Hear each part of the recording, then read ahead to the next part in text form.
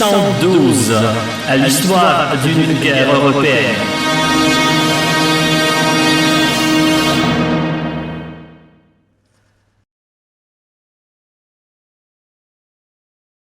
L'armée a traversé Moscou à 2 heures du matin. L'image était apocalyptique.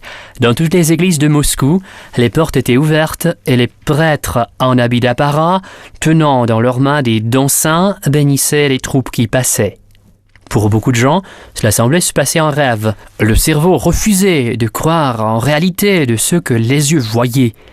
L'officier de la garde d'élite du régiment Semenovski, Alexandre Tchicherin, a écrit dans son journal « Lorsque nous traversions la ville, on avait l'impression de se trouver dans un autre monde. Autour, tout semblait fantastique.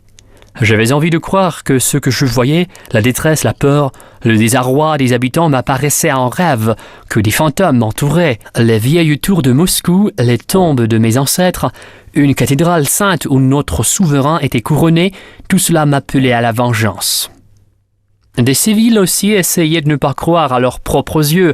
Et si c'était une manœuvre, les troupes ne se préparaient-elles pas à une nouvelle bataille?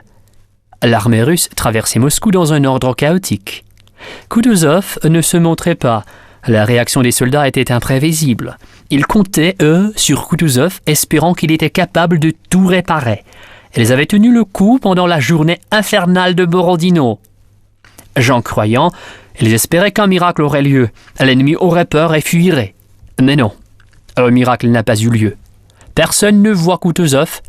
Kaïsarov signe tous les documents pour lui et Koudachev s'occupe de tout, écrivait Fyodor Rostopchine dans sa lettre.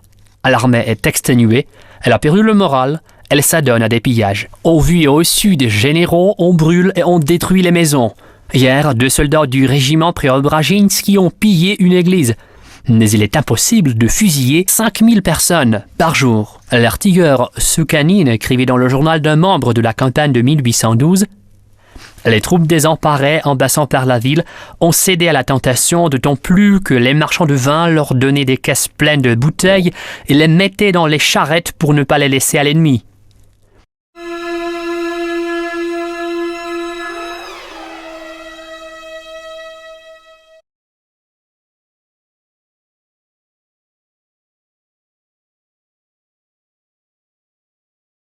Parmi les soldats, nombreux étaient ceux qui se sont affreusement saoulés et ils gisaient par terre dans les rues de Moscou. Le général Miloradovitch, qui commandait l'arrière-garde pour les sauver, a su convaincre Napoléon de lui accorder 10 heures pour l'évacuation des citadins. Miloradovitch n'a pas mentionné l'ivresse des soldats, mais il a menacé les Français. S'ils entraient trop tôt à Moscou, ils seraient égorgés dans les rues de la ville, comme en Espagne. Le général Sébastiani, qui représentait les Français aux négociations, ne pouvait même pas supposer que la noble furie des Russes était déjà assez bien refroidie par le vin, et il a consenti à patienter. Pendant tout ce temps, dans les rues, on ramassait les soldats pour les remettre en état. Mais plus tard, lorsque les Français sont entrés dans la ville, on en a vu certains qui n'ont pas pu être réveillés.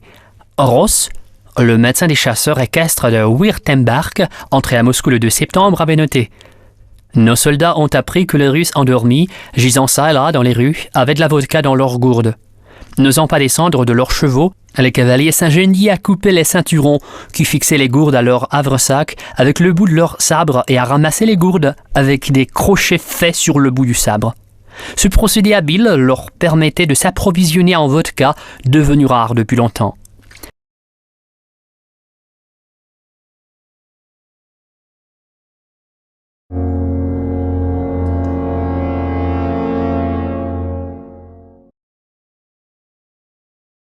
Cette nuit-là, Rostopchine ne s'est pas couché. Des gens venaient le voir pour demander quelque chose. À 11 heures du soir, le prince de Wurtemberg et le duc d'Oldenbourg sont arrivés. Ils exigeaient de Rostopchine de faire entendre raison à Kutuzov et d'engager une bataille contre Napoléon. Rostopchine leur a conseillé de contacter Kutuzov directement, ayant rappelé que le premier demandeur était un oncle du tsar, le deuxième son cousin. À 10 heures du matin, Rostopchine a pris la décision de partir. L'acte de justice sommaire sur le marchand Vereshchagin a eu lieu. Pour justifier Rostopchine, un des journalistes de la fin du 19e siècle écrivait « Il pouvait penser que, sacrifiant Vereshchagin à la populace, Il accomplissait un acte dur mais inévitable de vengeance. Naturellement, cette notion de sacrifice n'était pas chrétienne, elle était plutôt païenne. Alexandre Ier n'a pas approuvé l'histoire de Vereshchagin. Déjà après la fin de la guerre, le père de Vereshchagin, un riche marchand, a écrit au tsar 3 fois, exigeant le dédommagement, mais il l'a obtenu. En 1816, Alexandre Ier arriva à Moscou pour la première fois après la guerre. Il a fait venir le père du malheureux Vereshchagin, lui a longuement parlé, lui a offert sa bague la plus précieuse et a ordonné de lui verser 20 000 roubles. Avant le départ du malheureux père, il lui a dit tout doucement « Dieu est toujours avec les innocents ». Pendant les dernières heures qui précédaient l'occupation de Moscou par les troupes françaises, les habitants peu nombreux restés en ville étaient choqués par la désertion qui régnait partout.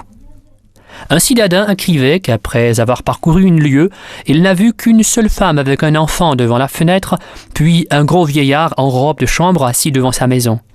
Pour les Russes, l'abandon de Moscou était quelque chose d'inconcevable, d'impossible.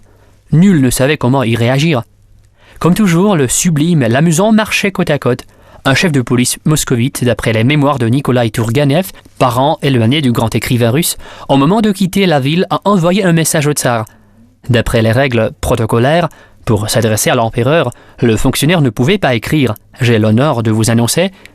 À chaque fois, il devait dire à quel point il était heureux de le faire. Donc, le rapport commençait ainsi. « J'ai le bonheur d'informer Votre Majesté que les Français ont occupé Moscou. » Il restait moins de 48 heures jusqu'à l'incendie de Moscou.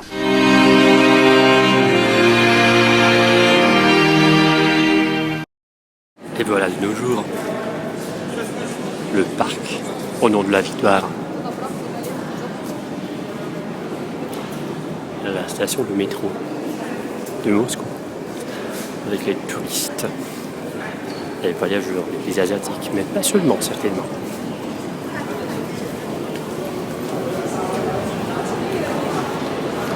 Et voilà, les deux doigts, les deux mains qui montrent chacune de doigts dans le haut, le symbole de la victoire partout dans le monde. Le parc obéit au nom de la victoire. Le parc de la victoire. Grande guerre patriotique de 1812. Alors je me précipite à vous montrer, avant que le train ne vienne, le petit panorama vestibule du métro moscovite. Avec Koutouneuf et la compagnie. L'histoire d'une guerre européenne.